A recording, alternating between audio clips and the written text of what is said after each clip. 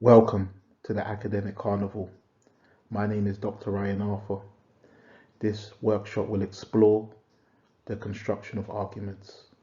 This workshop is a short and summarised version of a workshop that I deliver at the University of London, University of Chester, and London Metropolitan University.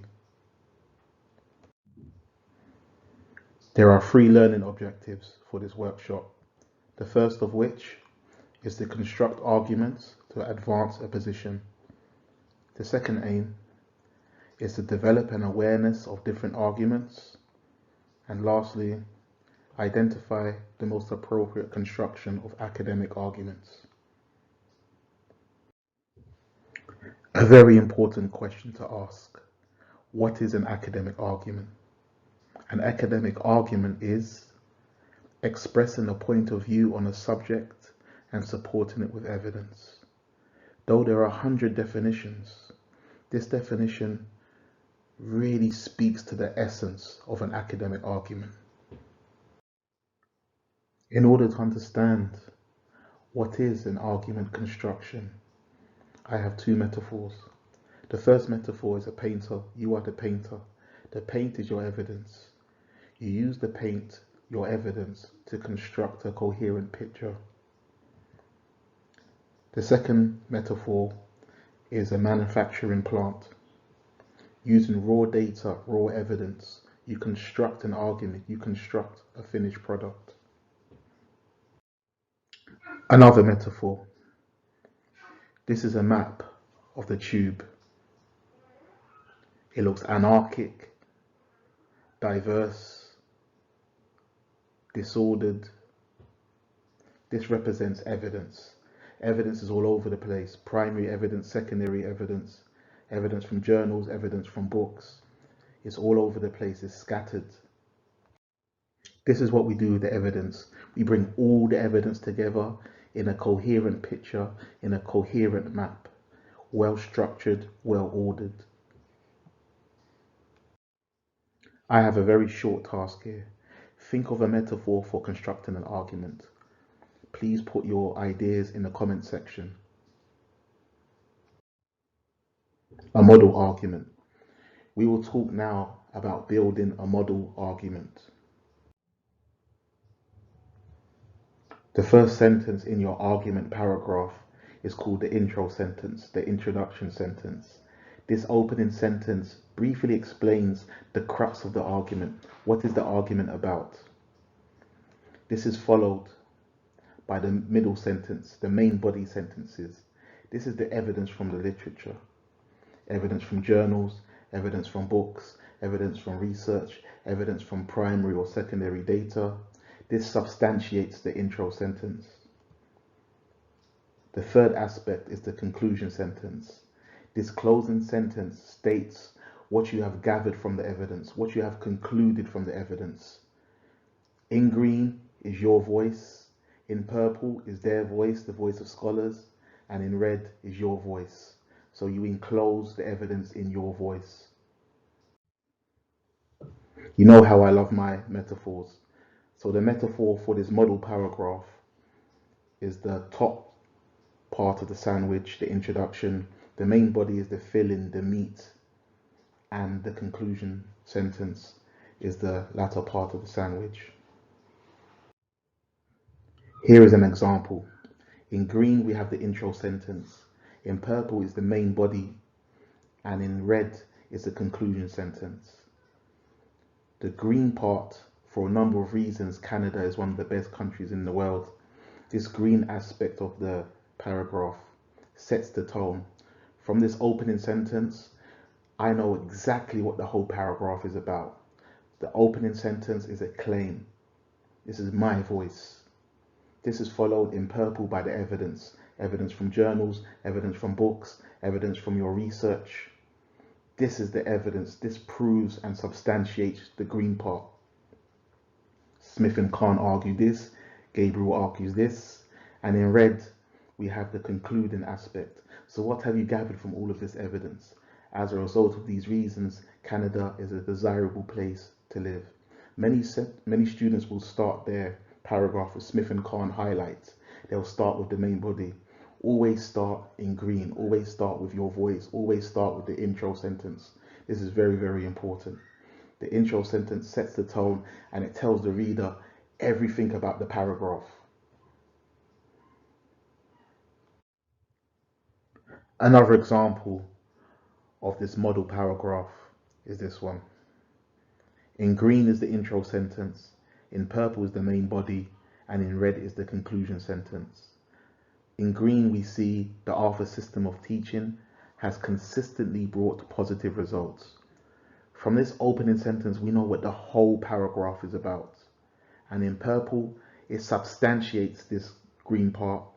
And in red, we conclude, for such reasons, as a result, the Arthur system continues to be drawn upon for insight and evaluation. So now we can see clearly how these three aspects of the model paragraph, of the model argument, how they work. I have a very short exercise. I have split a model paragraph into three parts. One part is an intro sentence, another part is the main body, and another part is the concluding sentence. Which one is the intro sentence, which one is the main body, and which one is the concluding sentence? I'll give you a few seconds. Yes, you guessed it. The first block is the main body, and this is because we can see the evidence. Maxwell 2010, Singh 2009. The middle part is the intro sentence, team cohesiveness, which gives us an idea of the entire paragraph. And the last part is the concluding sentence. And we can see from the therefore, as a result, and so on. Another exercise here. I had a model paragraph which I split into three parts. One part is the main body, one part is the intro sentence, and another part is a concluding sentence. Can you see which one is the intro sentence, what is the main body, and what is the concluding sentence? I'll give you a few seconds.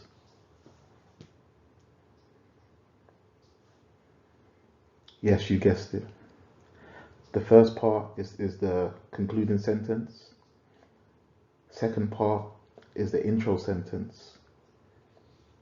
And the last part is the main body. Now we will go through templates of arguments that you will encounter in the literature and also you should try to employ in your academic writing. The first argument template is the however factor. This is the most simple and the most basic argument structure. Most students employ this structure already. You begin by providing an overview of a position. You explore a position. You really go into great depth to explore this position. This is followed by a transition. You signal a transition. However, alternatively, in contrast, then you go against this position. You provide the counter argument. Very simple structure. This is an example of the however factor.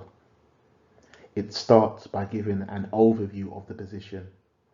It was widely reported that the murder rate in London exceeded that of New York City for the first time.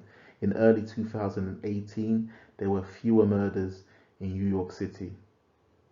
Notice how there's plenty of referencing.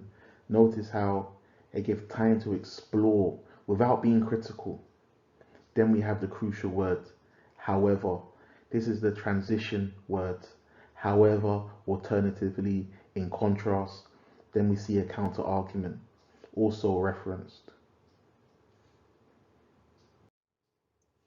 I have here a group task. You can do this by yourself or as an individual. What we want you to do is counteract this argument with a however.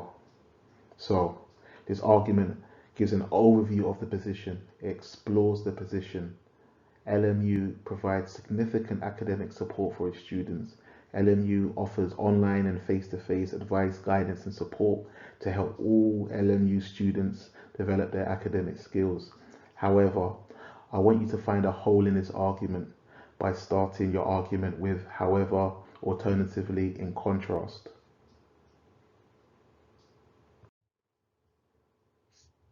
It's important to note, not all howevers are created equal. Some howevers are not used in an argumentative fashion. Let's show an example. Let's look at this example. This example really speaks to the fact that however is not always used in an argumentative fashion. Almost half of the school age of students in the US are from diverse backgrounds. However, 82% of current teachers are white females. So, even though there is however in this sentence, it is not critical, it is still a descriptive paragraph. However, it's just used to give further information. It's not used to contradict or counteract the beginning part of the paragraph. Here is a second example. However, in this paragraph is used in a critical fashion. Zero tolerance policing is considered by Burke to be a proactive and assertive policing method. However, Lum cautions that zero tolerance policing might also lead to a normalization of inappropriate behavior by police officers. So we can see the however in this example is used in a critical way. In summary, take time to explore each argument. Take time to explore the argument and the counter argument. Rather than go straight into the analysis, rather than go straight into the counter argument, make sure you take the time to explain the initial argument. Keep it simple. Explore the argument, transition word, counter argument. Explore the argument, transition word, however, alternatively, in contrast, then bring the counter argument. A very simple structure. Use neutral and unbiased language. Try to write from a distance. Try to write in the third person. Make sure you don't use emotive or informal language when you're writing. Reference heavily. I can't stress this enough. Reference the counter argument, reference the initial argument, reference at every point. When you reference heavily, when you reference a lot, your lecturer, the person marking your work, gets the impression that you're well read and that you've read around the subject and about the subject. Template 2. There can only be one. This template is when you provide a summary of statements and you select one statement and you explain why you selected it. Very simple. You provide a summary of statements from scholars and you select one statement and you explain why you selected it. Here is an example. Health inequality has a number of definitions. Jones defines it in a certain way, James defines it in a certain way, and O'Hara defines it in a certain way. But you choose O'Hara's definition and you explain why. Very simple. You give an overview of the different definitions, different statements from the scholars. You choose one and you explain why you chose it. So once again, in green, we have that intro sentence. Always important to start the paragraph with this intro sentence. It gives an overview of the subject. Then in purple, we see the evidence and we see the different statements from scholars. Jones is saying this, O'Hara is saying this, James is saying this, and in red, we choose which definition and we explain why we chose it. Many students, when they provide a definition or they provide certain statements from scholars, they just provide those statements. You have to go one further than this and explain why you selected it. So for this group task, you can do this as an individual or within a group. The term community has multiple definitions. We see that it has 3 definitions here. Choose one definition and explain why. So Gutfield's definition, he gives it a geographic meaning. Smith's definition, he gives it a social and relational meaning. And John said, John's definition, you can't really define it. So out of these definitions, choose one and explain why. Please put your answers in the comment section. Definitions, statements from scholars are descriptive. Many students will start their essay by providing multiple definitions or multiple statements from scholars. It's about you choosing one and explaining why you chose it. This shows real critical thinking, real critical analysis. Not only with definitions you can do this, scholarly opinions, models, theories, frameworks, policies. Whenever you engage with something, explain why you chose it, why did you select it. And this really speaks to ownership, taking ownership of your work. Even though the assignment question was set by your lecturer, you take ownership of the whole project. You take ownership of the definition, and you take ownership of the different scholarly statements. The third template is called the magic number.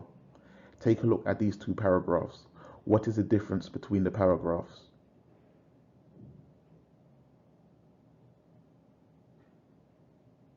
Yes, paragraph 2 has numbers, first, second, third.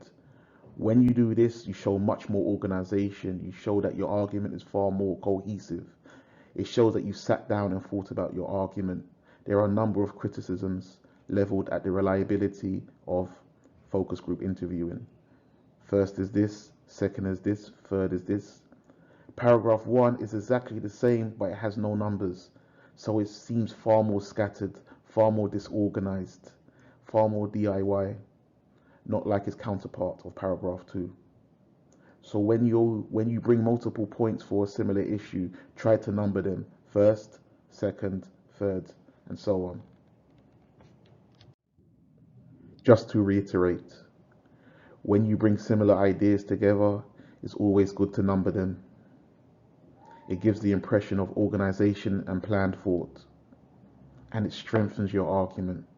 If one doesn't work, then maybe the other two will. And if one works, then number 2 and 3 strengthens your argument.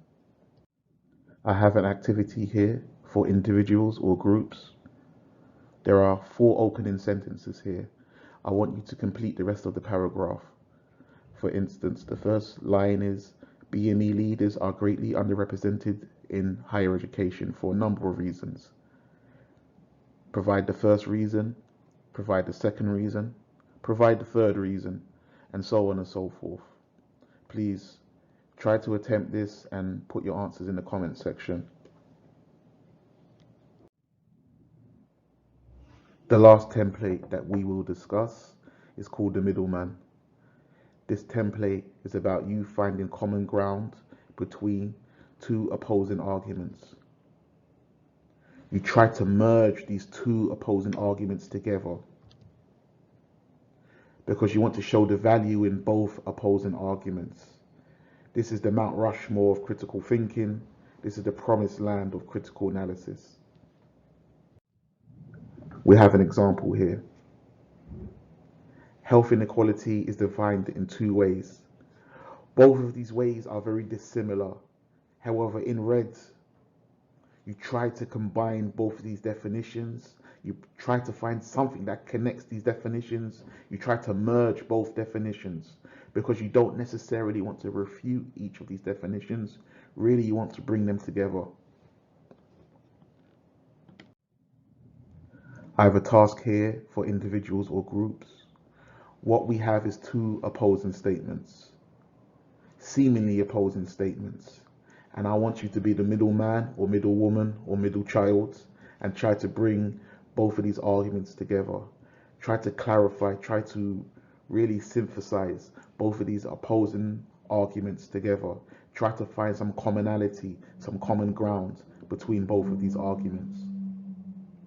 Please put your comments in the comment section.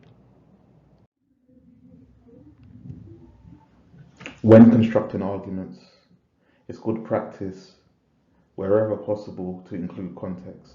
This statement right here has no particular context. However, when we include the letters, the words in red, they really add context to the statement. They really show the lecturer that you have engaged in the reading and that you're aware of the study. Also, we see here an argument without context, and in red we see added context.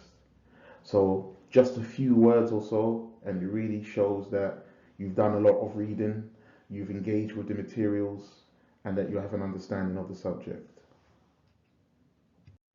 Let's now look at useful resources for constructing an argument. The first resource was produced by the University of Manchester.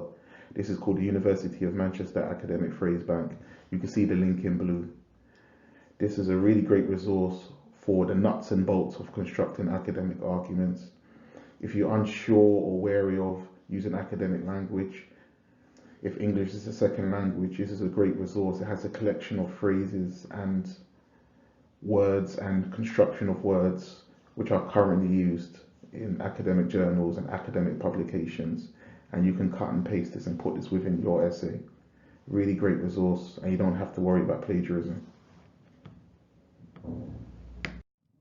The second resource is Ethos. Ethos is a collection of PhDs and master's dissertations. It helps with setting your research question, and it helps with giving you an overview of the debates, of the arguments, of the research, of the literature. Most dissertations have a literature review section. Within this section, there will be an overview of the arguments, overview of the research, overview of the debates, and it's a really great resource to use. I really recommend using Ethos. It's free, you can sign up, and it's via the British Library. The third resource is a book review. Book reviews are excellent because they're short, concise, and excellent for context and gaining critical arguments. You can either get book reviews from jstore.org, which I recommend because all of them are peer reviewed, or you can type into Google the name of the book and a book review. And a book review is excellent for having an overview of the book, for getting the context of the book, and for getting arguments. Because book reviews generally are written to defend and substantiate or critique and argue against a particular book. So you will have more than you need. I recommend all three of these resources in conjunction with your reading. Thank you for listening. In summary, there is a Chinese proverb: what I hear I forget, what I do I understand. How I interpret this proverb is that you may forget much of the templates that I've been through. However, when you start to play around with them, when you start to experiment with them, when you start to implement them, you'll understand them more. And mix and match. Feel free to mix and match with everything that you're doing already, or mix and match between the different templates.